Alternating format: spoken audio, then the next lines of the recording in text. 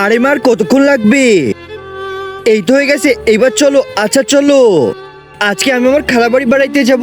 আচ্ছা তাহলে এবার যাওয়া যাক।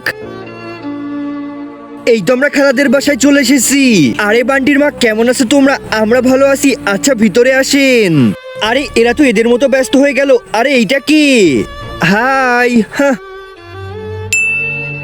আরে পাগল নাকি? যাও তো এখান থেকে। আচ্ছা ঠিক আছে, চলে যাচ্ছি।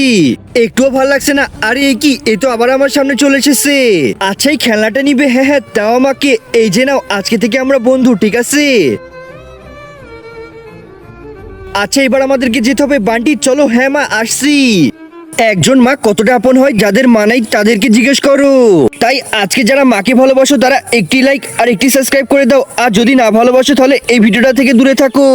আচ্ছা টাটা টাটা বান্টি। আরে তোমার খেলনাটা ভুলে গেছো? এই যে নাও তোমার খেলনা। আরে এইটা আমি ভুলি নাই, এইটা আমি তোমাকে দিয়ে দিয়েছি কারণ তুমি আমার বন্ধু। আচ্ছা এবার আমি গেলাম। Tata tata Bunty.